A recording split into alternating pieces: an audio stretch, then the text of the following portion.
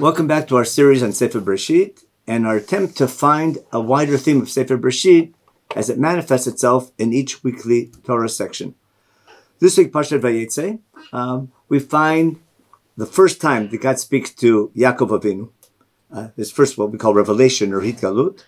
And at the end of that revelation to Yaakov, Yaakov makes this famous promise, makes this neder, but it seems to be conditional.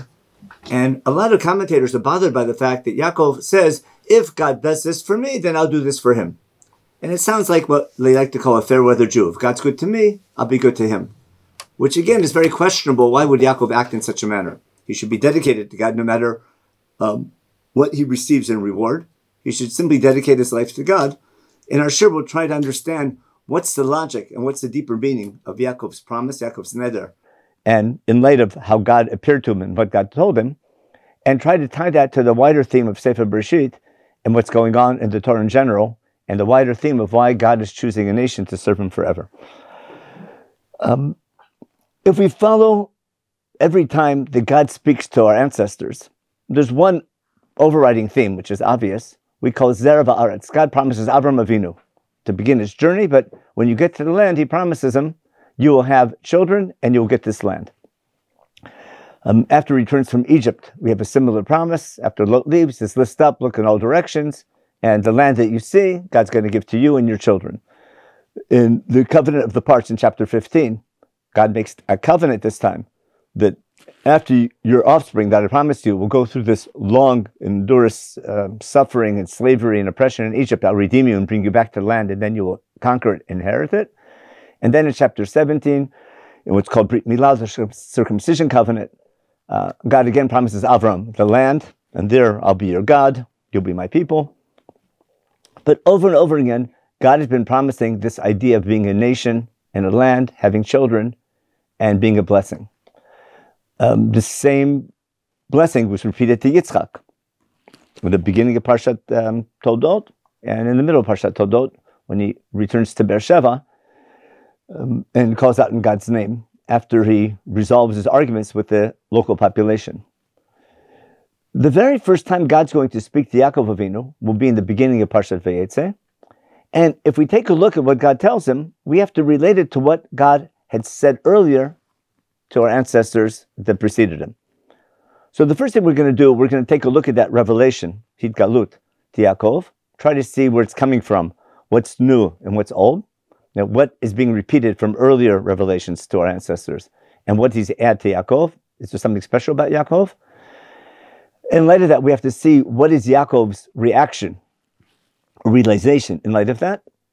And then we're going to see his resolution, his neder, his promise, in light of that revelation and his realization. So let's get to work. Yaakov has just been sent by his father and his mother to Haran, to Rivka's brother Lavan, as Rivka tells him, go get a wife, and Yaakov tells him, while you're there, go get a wife. And Yaakov has what to worry about because his brother Esav is planning to kill him, so he's basically a fugitive, running away for his life. But also the fact he's being sent away from the land of Israel is a good reason for him to lose a little bit of sleep, to be worried. Because maybe his parents are just being nice, but he's being told Esav was chosen. That seems to be what Yitzchak originally wanted when he wanted to give the blessing to Esav. And maybe in a nice way they're saying, you're unchosen, basically go get lost, and Esav is the chosen son. I'm not saying that's what's happening, but rather Yaakov has reason to think in such a manner because God has never spoken to Yaakov before. Yitzchak gives him a blessing that God should bless him, but again, it's up to God. Therefore, when Yaakov is on his way out and goes to sleep in the site which later becomes Beit El, he has a dream. And we're going to see that one of the main points that God has to tell Yaakov is basically to reassure him that even though he's leaving the country, you're still chosen. So let's take a look at what happens. He has a dream. And in his dream, he sees the ladder going up and down. He sees God's angels going up and down the ladder between heaven and earth. And then God is standing over him. And let's look at the first thing that God tells him. He says as follows, Ani Hashem, Elohei Avraham, Avicha, Elohei Yitzchak. I'm the God who appeared to Abraham and Yitzchak Yaakov is aware of that tradition. And then first thing God does, he repeats the main blessing that God gave Avram and Yitzchak, ha'aretz asher ata shochev aleha lecha nenu l'zarecha. Zera v'aretz, offspring, and land that I promised your parents and grandparents is what you're going to receive as well. Then we have a very unique blessing. Vaya zaracha ka'afar ha'aretz. Your offspring will be like the dust of the earth. Ufaratze yama v'kedma v'tzafona v'negba. You're going to break out in all four directions. V'nivruchu b'chal kol mishpot adama v'zarecha. And through you there'll be blessing to all the nations. Now, that final line, v'nivruchu b'cha, that through you there'll be blessings, that was the first blessing God gave Avram Avinu. That's repeated to Yitzchak. That's repeated over and over again. But the earlier blessing, that your offspring will be like afar ha'aretz, that's unique and also spreading out in all four directions. It's not new, but we only had it one other time before. And therefore, the key to understanding this revelation to Yaakov is the similar revelation that God gave to Avraham Avinu in Beitel after Lot separated. If I return to the end of chapter 13 in Sefer Bereishit and take a look, what was God's reassurance to Avraham Avinu after Lot left him? Remember, Avram thought that Lot would be a successor. Avram realized he's not having children, at least at that time. And Lot was traveling with him. He was hoping Lot would be a successor, and that would be his offspring.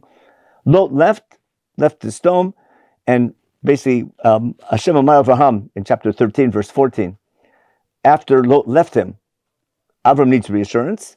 He tells Avram, Sainei Necho Re'eh, look in all four directions from this place, which we'll see in a minute is Beitel. And he tells him to look in what direction? Safona v'negba kedma v'yama. In all four directions, north, east, south, and west.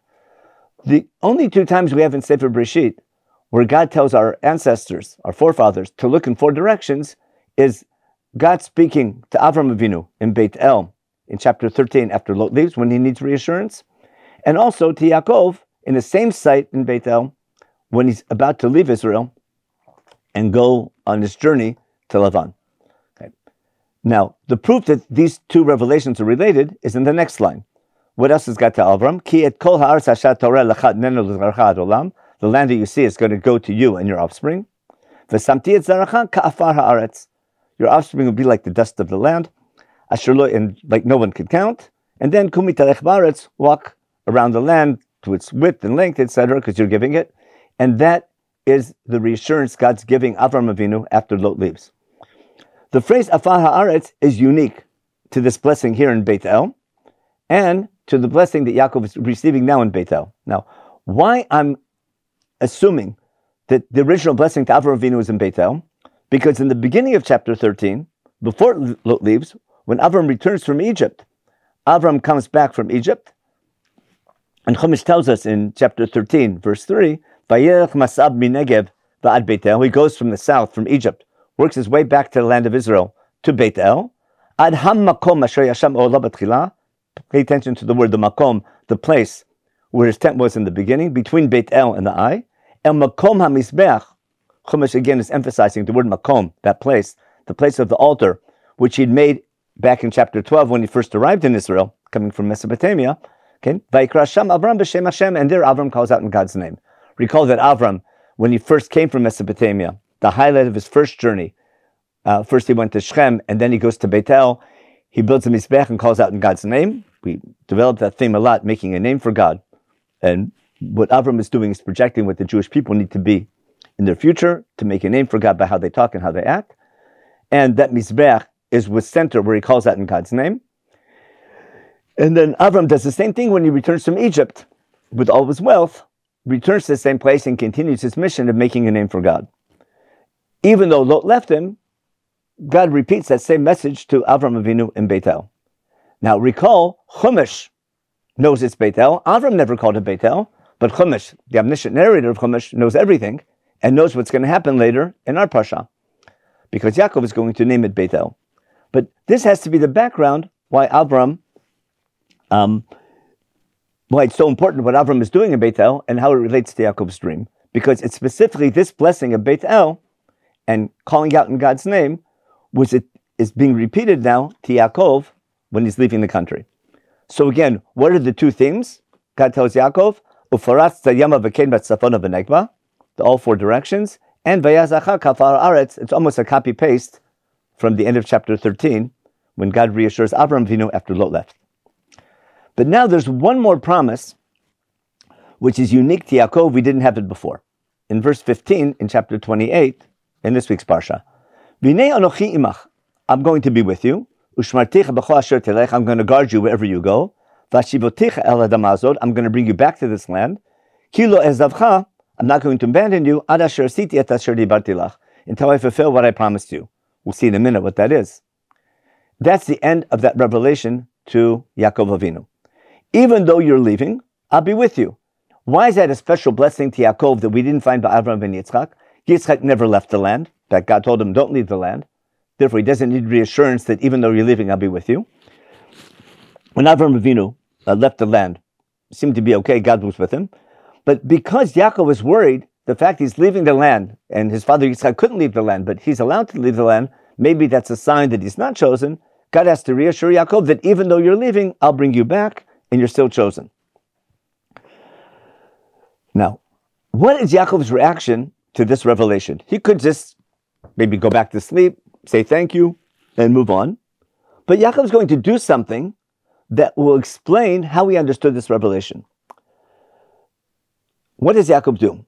He wakes up from his dream, of course. He's startled by what happened. And the first thing he says is, God appeared to me in this place. What does he say in verse 16? When he wakes up from his dream, he says, Achen yesh Hashem b'makom hazeh, God's presence in this place, and he had no idea. And then what does he say?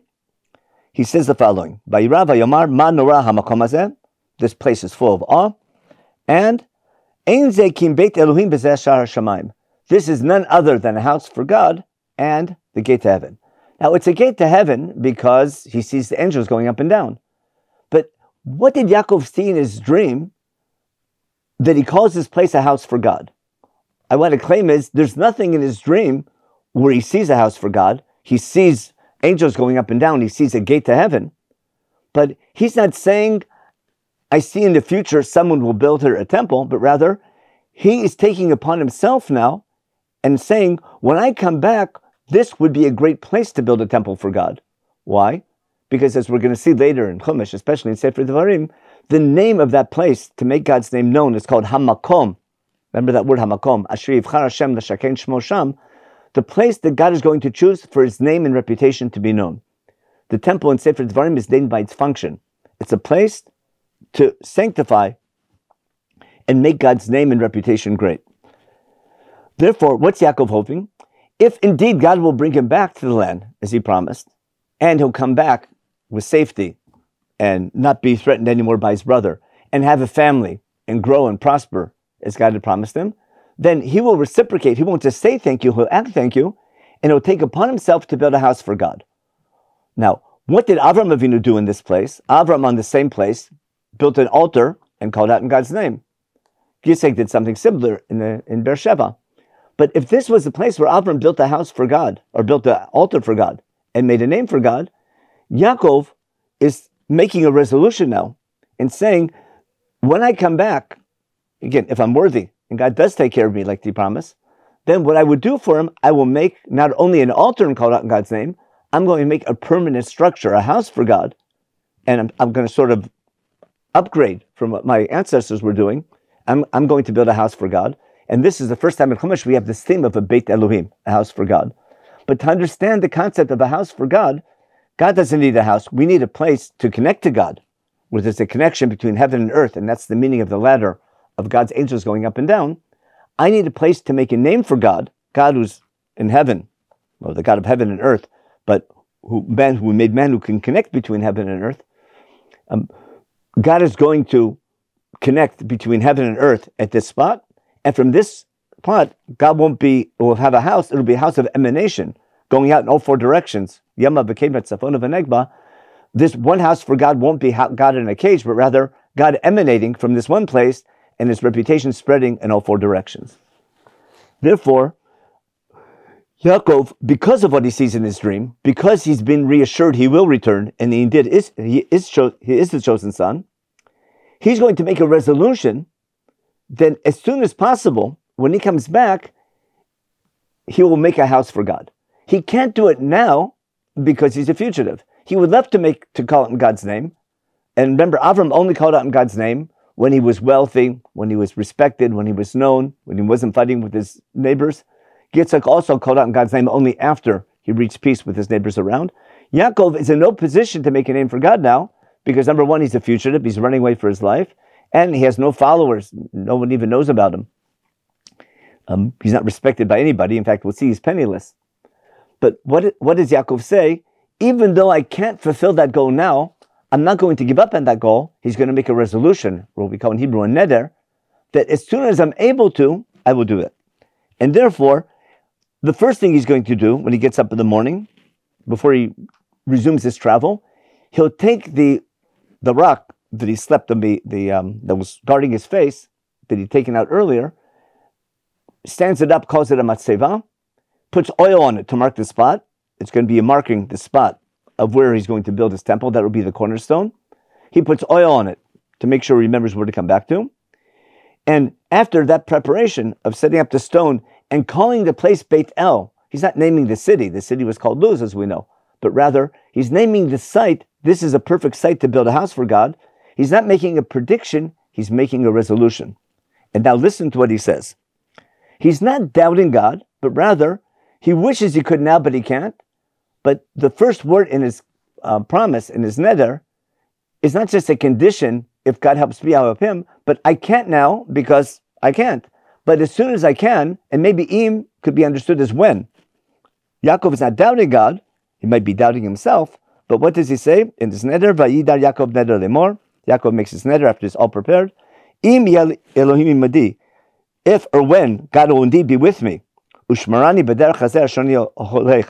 God told him, I will watch over you. And therefore, if indeed God keeps that promise and I'm worthy, and God watches over me and gives me food to eat and clothing to wear, v'shavti b'shalom b'beit avi, and I will come back in peace and quiet, not in danger, coming back to my father's homeland, back to Israel. Vayasham li l'Elokim, and God will be with me. Now that phrase, Vayasham li l'Elokim, goes back to Brit Milah. God told Avraham Avinu in Brit Milah, I'll be your God, l'chel Elohim, and you'll be my people. If God will be with me, then what will I do? The Evan Azot Asher Samti Matzeva, this rock that I stood up and put oil on, that will be the cornerstone of a temple I'm going to build. This will be a Beit Elohim. Not only when I build a temple here, I'll continue to support it. I'll dedicate 10% of any earnings I have, assuming he'll come back with wealth, as indeed he does. Not only will he build a temple and serve God in the temple, he'll also fund the temple. In fact, every synagogue, as we know, needs three things. You need a structure, you need a rabbi, and you need funding. And therefore, Yaakov says, I'll be the rabbi. The way Ramban says, I'll be Vayasham li l'Elokim is part of his promise already, not one of the conditions. I'll serve in the temple, I'll build a house for God, and I'll support it with 10% of my income. So Yaakov is not being a fair weather Jew. Rather, Yaakov is the classic example of Jews living in exile or in any time in history where they can't fulfill their ultimate goal.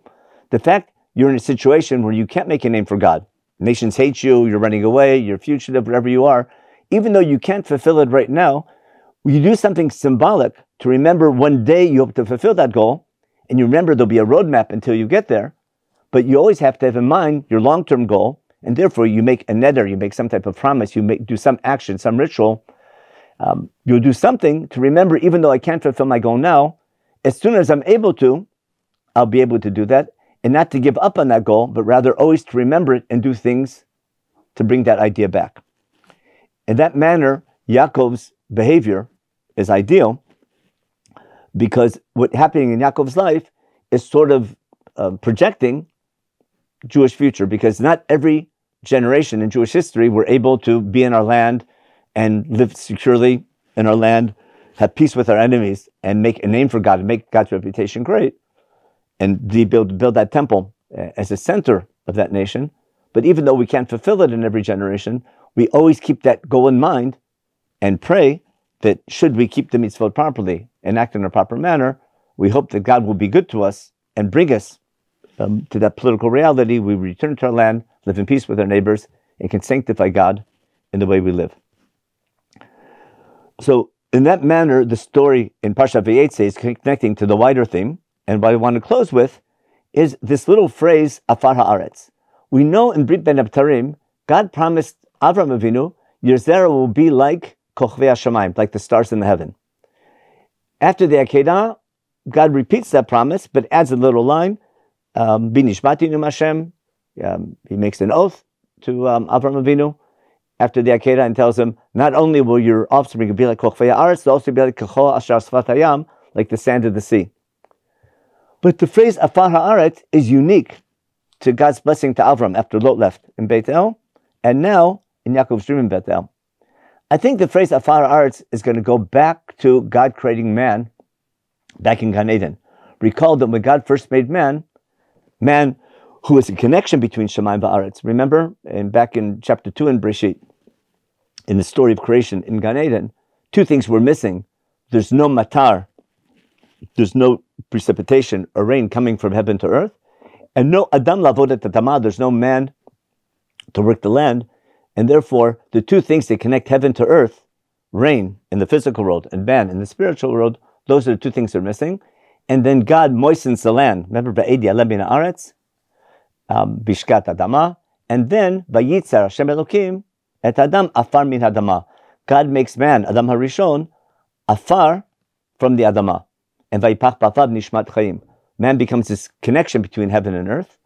And I think the word afar here is being used to connect God's creation of man and the purpose of man to his choosing the Jewish people to make a name for God. And the word afar, I think, is not something just by chance, a way of saying a lot of children, because stars in the sky, maybe sand in the sea is a much nicer analogy to that idea. But by using the word afar haaretz, I think we're connecting to the much wider theme of connecting the themes of Bereishit from God's creation of man and the purpose of man to connect heaven to earth. And here in Yaakov's dream, where there's a ladder connecting heaven to earth, and Yaakov making his nidder to make a house for God, and connected to God's promise of your zera will be like Afar Haaretz, I think it's connecting. If you recall the first Rashi, where did God get the Afar from? Remember Rashi in Bereishit, God takes Afar Haaretz to make man. So there are two opinions that Rashi brings down where the Afar came from. One opinion was from Makom HaMizbeach, from the place of the altar. The other opinion is from all four corners of the earth. And I think the source of those two midrashim is exactly in Parashat Vayetze, where what is God doing? God is promising Yaakov, Vayaz zaracha ka'afar haaretz, ufaratze yamal kedma v'tzavot v'negba. Your afar, your offspring will be like afar haaretz. And this is a place where Yaakov makes a neder to build a house for God, where Avram built his mizbeach for God. And therefore, Makom HaMizbeach is the place of the afar from Adam HaRishon. And then God promises you're going to emanate from this place. And from this one place that connects heaven to earth, we can bring the concept of God in all four directions, to all nations, to bring blessing to all the nations.